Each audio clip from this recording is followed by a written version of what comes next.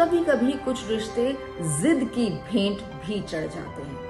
पता नहीं प्यार में अहंकार कहाँ से आ जाता है। कहते हैं कि प्यार में एकदम सरल होना चाहिए और एक सरल इंसान ही प्यार कर सकता है। मैंने तो कहीं पर पढ़ा था कि दो समझदार लोग प्यार ही नहीं कर सकते, दोनों में से एक का थोड़ा बेवकूफ होना जरूरी है, तभी प्यार का रिश्ता आगे बढ़ पाता है। और सच ही तो है, प्रेम और जया की प्रेम कहानी भी तो ऐसे ही थी। प्रेम एकदम अक्खड़, एकदम ऐसा अक्खड़ लड़का जो किसी की बात सुनकर राजी नहीं था। वहीं पर जया भी कम थोड़ी ही थी, लेकिन दोनों में अगर कुछ कॉमन था तो वो ये कि दोनों जीवन के उस मोड़ पर एक दूसरे से मिले थे जब वो एक्चुअली किसी को ढूंढ नहीं रहे थे, लेकिन कहीं ना कहीं मन के कोने में सच्चे प्यार की लालसा दोनों को ही थी। तभी तो एक नॉर्मल सी मुलाकात कब गहरी हो जाएगी किसने सोचा था। और उन मुलाकातों के चलते प्रेम के दोस्तों ने कितनी बार जया से कहा था, ये प्यार तो तुमसे करता है लेकिन ये निभाएगा नहीं।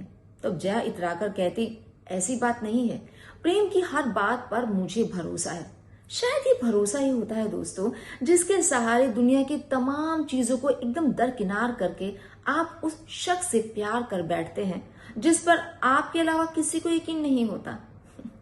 लेकिन प्रेम में कुछ तो खास बात थी। शायद प्रेम की जबान, शायद प्रेम का ये कहना कि मैं जो कहता हूं वो करके रहूंगा। शायद उन 4-5 सालों में जया ने ये महसूस भी किया। प्रेम ने अपने वादे भी निभाए। फिर अचानक ऐसा क्या हो गया कि प्रेम जया की जिंदगी से दूर चला गया? क्या उसने जया को धोखा दिया था, या फिर दोस्तों ने सही कहा था कि वो वादा पूरा नहीं करेगा, आगे जीवन में नहीं बढ़ेगा? क्या हुआ था ऐसा? या फिर कुछ इससे भी ज्यादा खतरनाक और बुरा हुआ था कि जीवन में साथ चलने का वादा करने वाला प्रेम हमेशा के लिए जया की जिंदगी से चला गया था। नमस्कार दोस्तों, हमारे YouTube चैनल लव लाउंज में आप सभी का स्वागत है। हमेशा की तरह एक और इंटेंस लव स्टोरी लेकर मैं आ गई हूं, आपकी अपनी जयश्री। ये लव स्टोरी है प्रेम और जया की। दोनों में बहुत प्यार था, प्रेम अक्खड़ था। जया की बातें ज्यादा नहीं सुनता था, दिल से जानता था कि वो ही एक शख्स है पूरी दुनिया में जो उसका भला चाहती है। लेकिन कहते हैं ना, कुछ लोगों का एटीट्यूड होता है कि सामने वाले की बात सुननी ही नहीं है, भले ये दिल गवाही दे रहा हो कि सामने वाला जो कह रहा है वो सच है, वो सही है। जया भी बहुत कोशिश करती, क्योंकि जया ने तो बहुत सारे सपने देखे थे प्रेम के साथ, जीवन की, वो घर गृहस्थी, वो परिवार, एक छोटी सी दुनिया, उससे कहां आगे सोच पाई थी जया। लेकिन शायद यहीं पर आ जाता है वो काल की बातें, वो ऊपर वाले की बातें, कि जहां सच्चा प्यार होता है वहीं पर तो पूरा नहीं होता, वहीं पर तो कुछ ना कुछ ग्रहण लग ही जाता है। शायद उस रिश्ते पर, शायद उस इंसान की नीयत पर, या फिर कभी कभी उस इंसान की जिंदगी पर भी। कितना मना किया था जया ने प्रेम को, मत जाओ उत्तराखंड, मुझे अच्छा नहीं लग रहा है। लेकिन प्रेम ने कहा, दोस्त जा रहे हैं कार लेकर, तुम तो कभी मना नहीं करती हो, अब अचानक क्या हो गया? कहीं तुम एक शक्की गर्लफ्रेंड में तो तब्दील नहीं हो गई हो ना? जया थोड़ा सा गुस्सा हुई और फिर बोली, इतने साल के रिश्ते के बाद मैं तुम्हें शक्की लगती हूँ? पता नहीं, मुझे अच्छा नहीं लग रहा है प्रेम, तुम मत जाओ ना। फिर अगले महीने मम्मी पापा से बात भी तो करनी है। मैं थोड़ा चाहती हूँ कि हम थोड़ा वर्कआउट करें कि कैसे इस रिश्ते को आगे लेके जाएंगे। प्रेम हंसने लगा, उसने बात हंसी में उड़ा दी। अरे बाबा, शादी तुमसे ही करूंगा, पता नहीं क्यों तुम ऐसे सोचने लग जाती हो, पता नहीं क्या क्या बातें तुम्हारे दिमाग में आने लग जाती है। तुम ना मेरे किसी दोस्त की बात मत सुना करो, जलते हैं सब तुमसे, तुम्हारे जितनी खूबसूरत गर्लफ्रेंड किसी की नहीं है। और बाबा, मैं जा रहा हूं, उसके बाद तो फिर तुम्हारे साथ ही जाऊंगा जहां जाना होगा, इसे आखिरी ट्रिप समझ लो। बात नॉर्मल से ही थी, लेकिन वो आखिरी वर्ड कहीं जया के दिल पर चुप गया। पता नहीं, वो आखिरी वर्ड सुनते ही उसका दिल बैठ गया, वो रोने लगी। ये देखकर प्रेम घबरा गया। अरे बाबा, मैंने ऐसा क्या कह दिया? यही तो कहा है कि अपने दोस्तों के साथ आखिरी ट्रिप है बाबा, उसके बाद जहां जाऊंगा तुम्हारे साथ ही जाऊंगा। देखो, तुम कभी कभी बहुत वियर्ड बिहेव करती हो, कभी रोकती नहीं हो, आज रोक रही हो। मैंने सिर्फ इतनी सी बात बोली, तुम रो रही हो, क्या हुआ?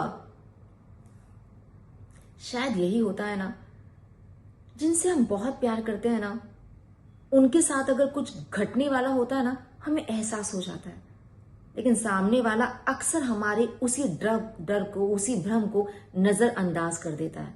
कभी ओवर प्रोटेक्टिव, कभी पॉजेसिवनेस, कभी कुछ ज्यादा ही सोच रही हो, ये कहकर हमारा मुंह बंद कर देता है। यही तो किया था प्रेम ने। कितनी मिन्नतें की थी जया ने, मत जाओ, रुक जाओ, लेकिन प्रेम तो जैसे कसम खाई थी कि नहीं, क्योंकि शायद उसने उस नजरिए से सोचा ही नहीं था। उसकी भी शायद गलती नहीं। तब प्रेम को थोड़े ही पता था कि ये उत्तराखंड का ट्रिप उसके जीवन का आखिरी ट्रिप बन जाएगा। वो जो 2 दिन का इंतजार करने को जया को कहकर गया, वो 2 दिन का नहीं, वो पूरे जन्म का इंतजार रह जाएगा। 2 दिन बाद जब खबर मिली कि 4 लड़कों से भरी वो कार खाई में गिर गई और चारों की वहीं ऑन द स्पॉट मौत हो गई, जया की तो जैसे सारी दुनिया ही उजड़ गई। किससे कहती अपना दुखड़ा? वो दोस्त जो इस प्यार के गवाह थे, अब वो भी तो नहीं रहे थे।